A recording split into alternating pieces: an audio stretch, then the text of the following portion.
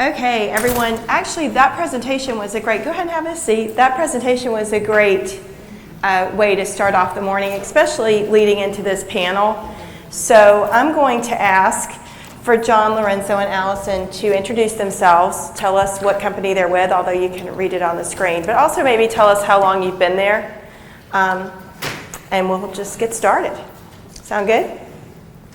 John Miranda, work at Intel Corporation. How long I've been there? So every 7 years we get a benefit where we get a sabbatical, which is 8 weeks off paid, and you don't have to do anything. So I've had 3 sabbaticals. That's how long I've been there.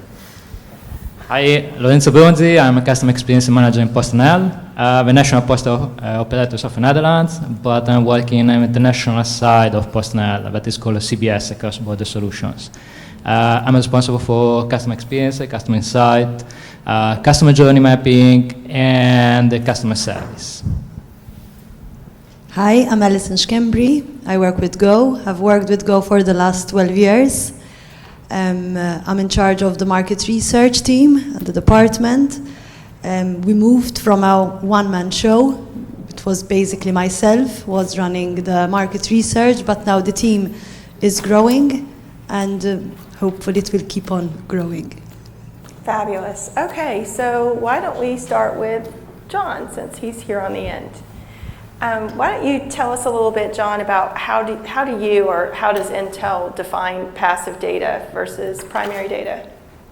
So my definition is, I'll start with active data. As data you request, you ask for. So, and passive is data you don't ask for. So it could be like cookies or location data as passive. And then there's a third branch, and I'm not really clear on the taxonomy if it falls closer to secondary research or if it's passive. But when we start applying big data analytics and looking at large volumes of data, be it kind of news stories or studies or academics or patents, I'm not looking at each one individually, but I'm looking at mass volumes and what's happening. Is that passive or is that secondary research? I'm open to inputs from the audience. Okay. Dimension. And what do you guys have anything to add to that, or is your definition different? Is it the same, or how might it vary? From my side, I have a similar definition as John. For me, passive data that we didn't ask specifically to customers or to market or to prospect to provide us. So for something that they very proactively provide to us. Can be behavior, like a usage of app or website, or can be also, and for me it's really important actually, is the data that we got from customer service. I'm responsible for a customer service organization, and I put down in place processes and train our people to be able to track and to book insight from customers that are calling to our customer service team, or they are chatting, or they post something on social media. So that's for me is amazing source of information that help me to discover anything related in the customer journey or brand health or anything else that we can further analyze or discover through primary research. Okay. Now, Allison, let me ask you quickly about how might you guys go about using passive data and combining that with your primary experience. Can you give us some examples? Yeah. So I come from the telecommunications world, and as the Vodafone guy was saying yesterday, we have a lot of data. We know the what's through the passive data. We know when people are on Wi-Fi. We know when people are abroad. We know when they switched on to 4G, switched back to 3G. But it stops at that, at the what. So then the research, we get the active data and the whys through the surveys, through the focus groups, etc. So that's how we combine the passive with the active data. Some examples that we do, for example, from the passive data, from internal data, we were realizing that when people are calling our call center, for example, they were hanging up after 16 seconds. So we had no idea why this is happening. So we went out there on the market and started getting active data, started trying to analyze what is happening. And from there, we realized that our IVR is way too long.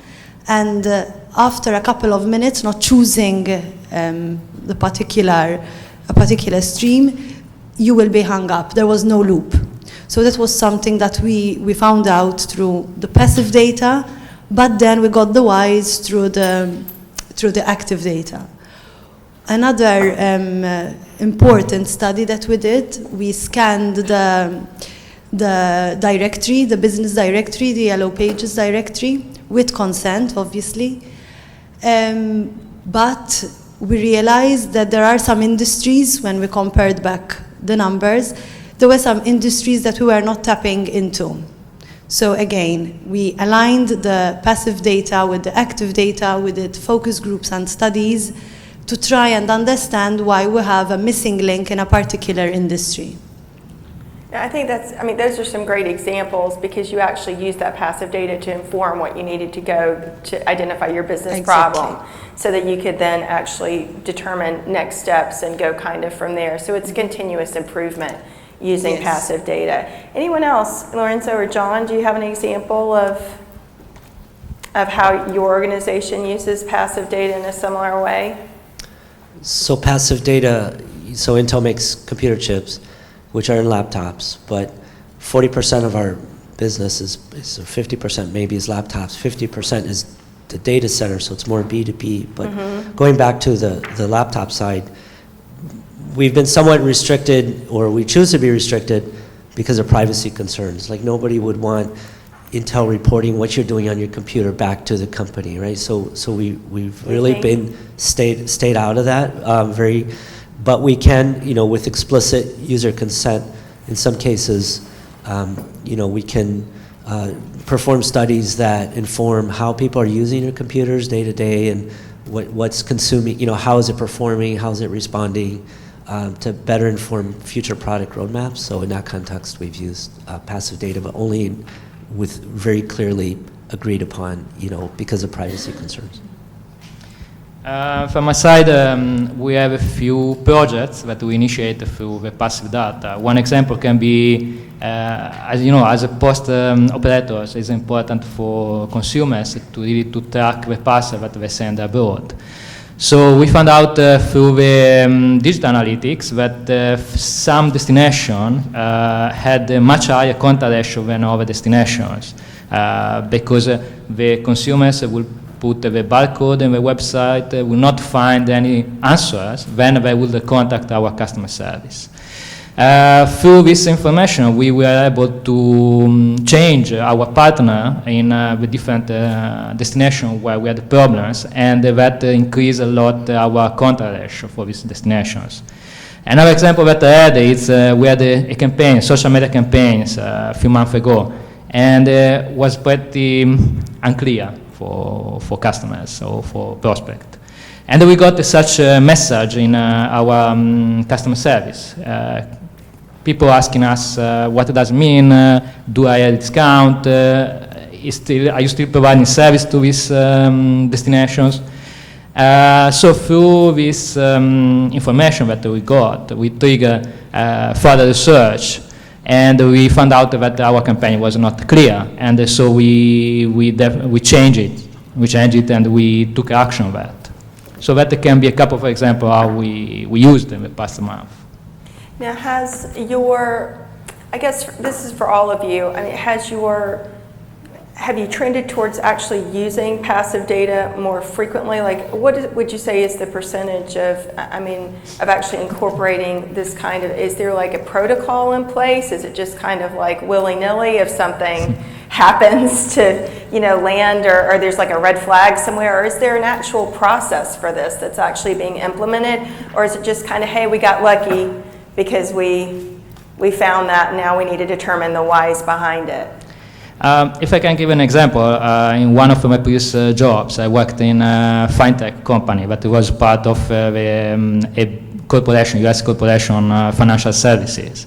And they went through IPO, so that means they went public, and that means before becoming public, they had to cut all possible cost. So my budget from day one to day two became zero. I had to be really innovative and a way that, to do research. Otherwise, I had to change job. I had a good relationship with my US colleagues, and I know that they were using a tool called speech analytics, that was linked to speech analytics, and also another tool about social media analytics.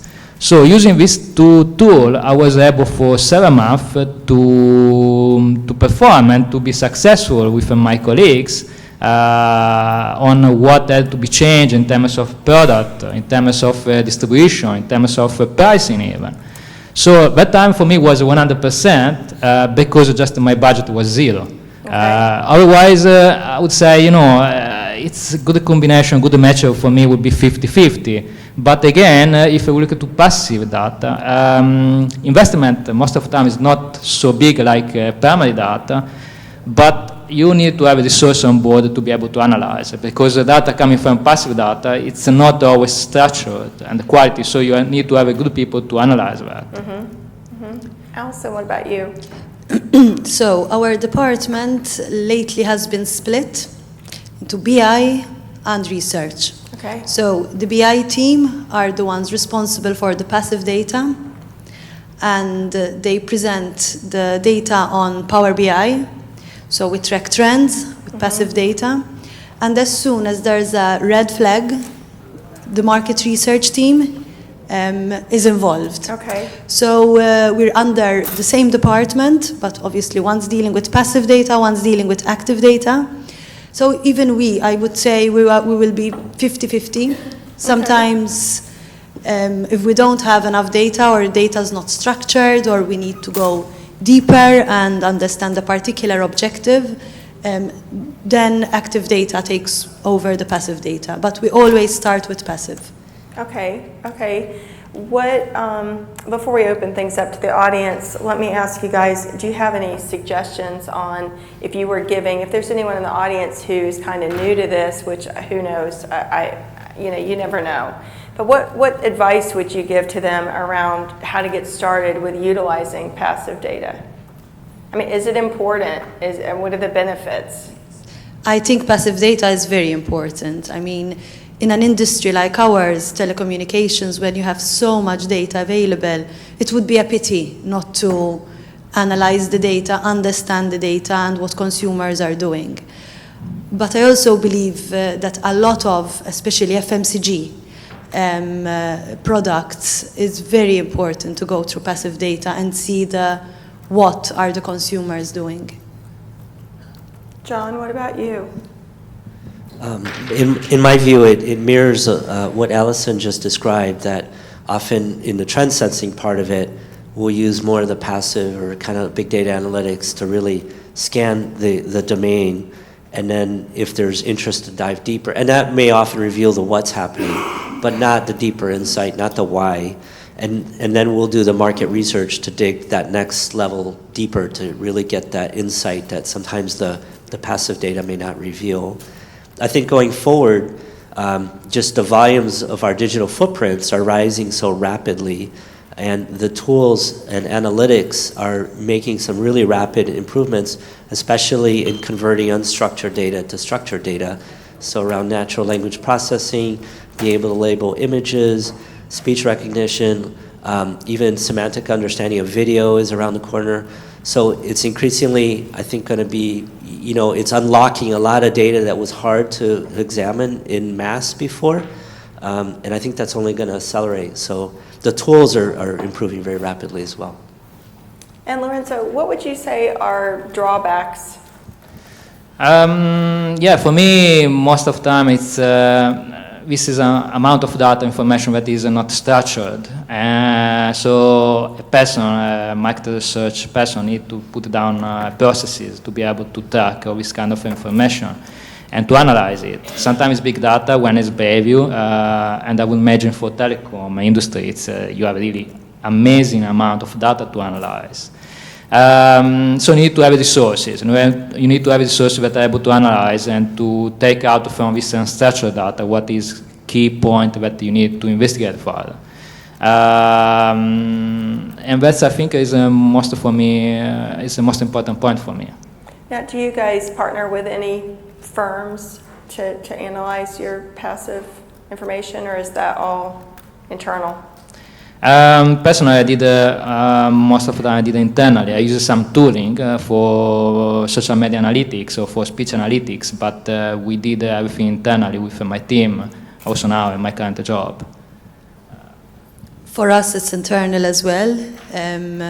It's difficult to outsource because you can't outsource the customer's data. Right. Well, So you guys it's- are in a very exactly. unique space. Exactly. Yeah. So there's two teams. There's the data warehousing team, the data engineering, who are capturing the information and putting it on a warehouse, and then there's the data mining team, who is the BI team, and so it's very difficult for us to outsource Right. all the data. I think that your industry actually kind of led privacy, honestly, Exactly. and that's just my perspective from the Exactly. last. Yeah, exactly. Our biggest concern is GDPR, in fact. Right, right. Because we have so much information about so many people. Exactly. And I guess let's pivot a little bit, and I know then it's time for me to stop asking questions. We'll ask the audience to get engaged here. But what about social media? We just had that great presentation, and what do you think about, I mean, do any of you guys use or incorporate social media currently? We do, but we have a big issue. And hearing the presentation this morning, I'm very interested to know more, and will probably try and speak to the e-brand value because we have two main issues. We have the language issue. We speak Maltese. We're only 500,000 people, but we have our own language. But people tend to write in English, in Maltese. When people are writing on social, they just write and they don't mind the spelling or anything. So we have tried to partner up with companies, but the language is always a massive problem for us. Anything else that presents any issues In trying to partner or conduct social media analytics for you guys? Yes, we have another issue. The name of the company is Go. So Go is used everywhere. So as soon as somebody types Go, you're taken everywhere. You go to the store. You go exactly. everywhere. Right. Right. No worries. Okay, Lorenzo, what about you? Yeah, we are using social media analytics, and I used it also before. And in parallel with our customer service analytics, for me, it's a great tooling to discover day by day anything is going on with our company. So I found a really amazing source of information. Just to make an example, in one of my previous jobs, and I have some colleagues from that company here in the room, we used to have a brand tracking every 6 months and also NPS every 6 months. That's a really long time before you discover something about your brand, about your experience of the customers. And using social media analytics or using, for example, the customer service analytics, you can discover daily if anything is going on wrong with your product, with your brand, or with anything related to your company. And so that's, for me, is an amazing source of information that we are using internally for that. Intel colleagues of mine, I am not directly tied to that, but colleagues of mine do monitor social media similar to how Lorenzo described, just to keep tabs on what's happening with the brand and Intel at large. As far as worries, I think this is more of a broader societal worry than necessarily to Intel, but yesterday we saw the great presentation on the happy housing and using generative AI to generate, thousands of conceivable layouts for a neighborhood. But you can also use generative AI for bad purposes, like generate thousands and thousands of credible messages to disrupt something in social media, so that weaponization began in our political sphere. But it could easily be democratized, where someone could go in and really interfere with a brand by just flooding, and is it machine or human? And so being able to have the tools to kind of counter that, I think, will be a rising area of concern for society at large, not necessarily in one company. I get it. All right, so questions from the audience. Don't be shy.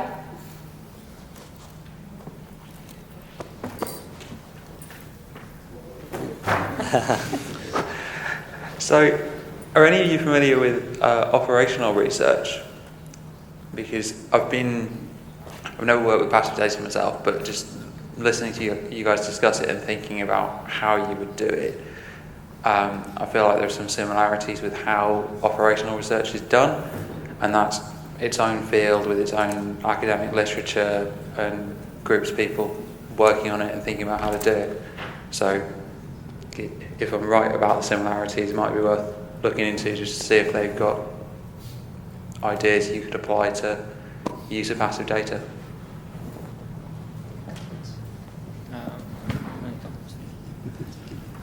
What? Just for me, as an operational researcher, what do you mean exactly? Which kind of research? Operational research. It's a term, research into the operation of systems. I think what he's asking is, again, it kind of harkens back to the process or the protocol. And what I'm hearing from you guys is it's a time constraint type of issue. You're incorporating passive data. Some of you have systems in place which are actually, and people who are dedicated to that. And that might be more of a process protocol and operational type thing. But then others, not so much. I mean, you're using it, but you're using it in a way where if a red flag occurs, great, we're going to act upon it. If I can comment, if as operational research, I mean process mapping, yeah, we definitely combine it's something similar, and it's something that we definitely we found very important to explore. Anyone else? Have one in the back.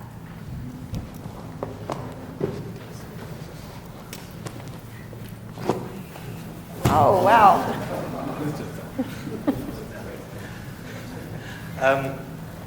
I wanted to ask, with passive and active data, do you ever find that the market research or an insights department is kind of viewed as the active data department, and that other business units can be more protective over passive data within their control? Like, for example, in a call center, where the call center manager might be have more ownership over that data in terms of how long someone stays on the phone. And how do you overcome those challenges in terms of knowing what passive data is in your business and then getting kind of research ownership over that data? From my experience, maybe I'm pretty lucky on that because I'm also responsible for the customer service organization, and I've been also responsible before. So it's my responsibility to how to use this data. However, from my experience, I saw that if we empower the customer service organization to be much more than an agent or providing answers, but to empower them to be a kind of internal consultant, I found out that there is a really green light and really openness to provide such information to be able to improve our business. If I can add something to what Lorenzo said, the reason why our department was structured in this way, split up, was for that reason. What we do is, in the beginning of the year, we meet up with all the stakeholders and see what are their needs. So our main clients are the other departments. We meet up with the commercial department, the technical department, and by empowering them, as Lorenzo was saying, they believe more in both the passive data, what we have available, and what the consumer is saying at the end. Awesome. Okay, well, I think that's a wrap, guys. I think that you guys were great. Thank you. It's hard being a panelist, especially when you're just getting questions thrown at you from the audience and what have you. So can we get a round of applause for these great people? Thank you, guys.